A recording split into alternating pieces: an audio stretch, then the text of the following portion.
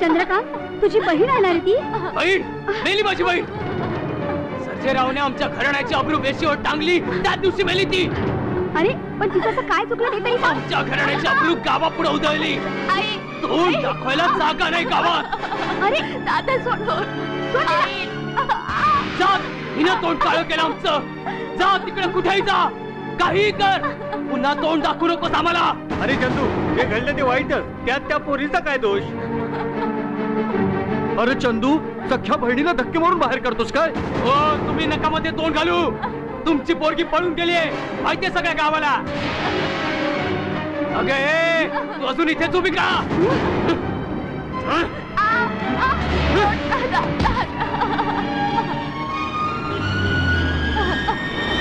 थोबाड काळ कर तिकडं.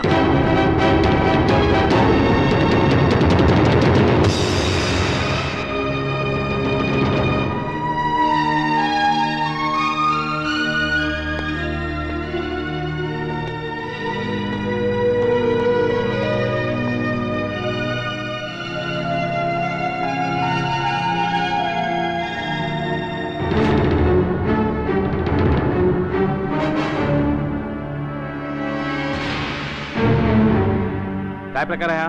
साहेब, हिनं आमची अब्रू मातीत घातली. तू काय बोलतोयस कळते का तुला?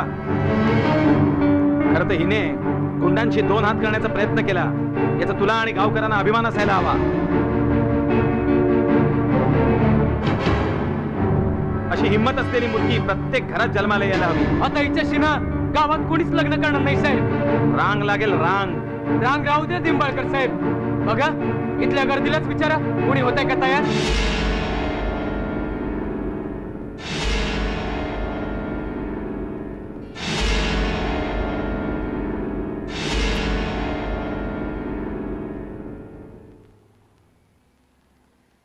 पाहिलेत का साहेब, पटली का खात्री? अहो बोलाय सोपं असतं हो, दुसऱ्याचं कशाला, तुम्ही तरी व्हाल का तयार?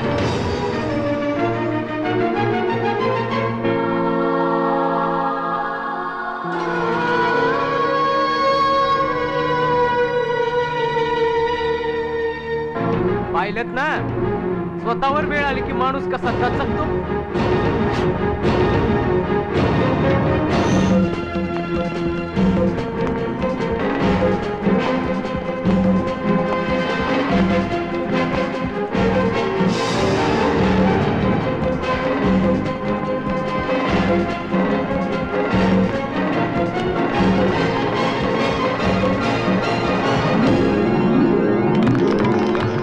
शुभमंगल सावधान. जनावरांच्या दुनियेत, जनावरांच्या कळपात माणूस भेटला. सगळ्यांना त्याच्या ठेवत दिसला. वाजवा वाजवा, टाळ्या वाजवा.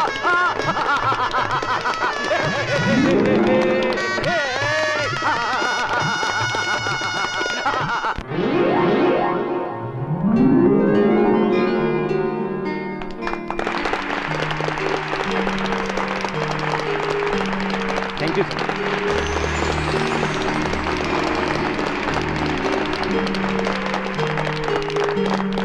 पोलीस अधिकारी संजय निंबाळकर यांनी पौर्णिमेशी विवाह करून समाजात एक आदर्श निर्माण केलेला आहे. याचा सर्वांना अभिमान वाटतो. त्यासाठीच त्यांचा हा नागरी सत्कार आयोजित केलेला आहे. पोलीस खात्यातही देवमाणसं असतात हे त्यांनी दाखवून दिलेले आहे. या तालुक्याचे आमदार या नात्याने मी त्यांना धन्यवाद देते.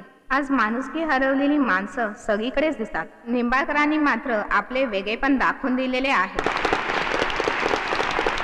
आमदार म्हणूनच नव्हे तर एक महिला म्हणून याचा मला गर्व आहे. या कार्यक्रमासाठी अध्यक्ष म्हणून आपण मला बोलवलत, माझा सन्मान केलात. पुन्हा एकदा आपल्या सर्वांचे धन्यवाद.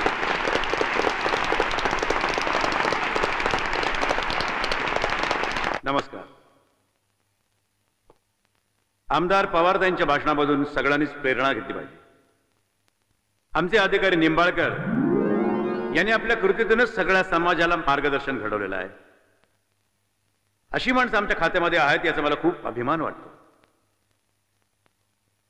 पण काही वाईट माणसंही आमच्या खात्यामध्ये आहेत, ज्यांच्यामुळे अवघ्या पोलीस खात्याला समाजामध्ये बदनामी सहन करावी लागते. सरकारबद्दल समाजामध्ये एक वेगळा संदेश जातो, पण सरकार वाईट प्रवृत्तीला कधीच पाठीशी घालत नाही. आणि सगळेच अधिकारी आणि कर्मचारी वाईट नसतात याची सुद्धा आपण जाणीव ठेवली पाहिजे. आणि निंबाळकरांनी तर हे आपल्या कृतीतूनच दाखवून दिलेलं आहे. चांगले आणि वाईटाचं दर्शन समाजामध्ये सगळीकडेच होत असतं. जे चांगलं असतं त्याचा असा गौरव होतो, आणि जे वाईट असतं त्याला समाज किंवा नियती भिरकावून देत असते. एनिवे, आपण आमच्या अधिकारातल्या माणुसकीचा जो गौरव केला आणि त्याचं भाग्य मला दिलं याबद्दल मी आपला अत्यंत आभारी आहे. आणि एवढं बोलून मी माझे 2 शब्द संपवतो. जय हिंद.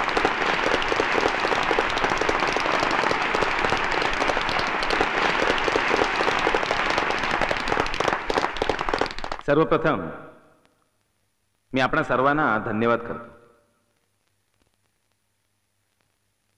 मंडळी, मी जे काही केलेलं आहे ते मानवता जपणाऱ्या कोणीही करावं असंच केलेलं आहे. आणि व्यक्तिशः मला असं वाटतंय की मी असं काही केलेलं नाहीये की ज्यामुळे माझा एवढा मोठा सन्मान करावा. माझ्या मते माणसाने जर माणसासारखं वागलं तर सगळं काही व्यवस्थित होऊ शकतं. तसं पाहायला गेलं तर प्रत्येक गावामध्ये भुरटे, लहान मोठे गुंड हे असतातच. पण जर समाजाने त्यांना त्यांची जागा दाखवली तर त्या गुंडांचाही नायनाट होऊ शकतो. आपल्या समाजामध्ये अशा अनेक स्त्रिया आहेत की ज्यांच्यावर सतत अत्याचार होत असतो, पण त्यात त्यांचा काय दोष आहे? पण तरी आपला समाज त्यांनाच बहिष्कृत करतो. सांगा ना, त्यात त्यांचा काय दोष आहे? मग त्यांचा काय दोष आहे त्यात? लांडगे साहेब, नाईक साहेब, अहो ऐकतायत ना? अहो तुमचा केव्हा होणार सत्कार? तुम्हाला हे लोक केव्हा घालणार हार? नुसते पैसे मिळून चालत असतं. हार लागतात, टक्कर व्हावे लागतात. निंबाळकर साहेबांचा विजय असो, निंबाळकर साहेबांचा विजय असो, निंबाळकर साहेबांचा.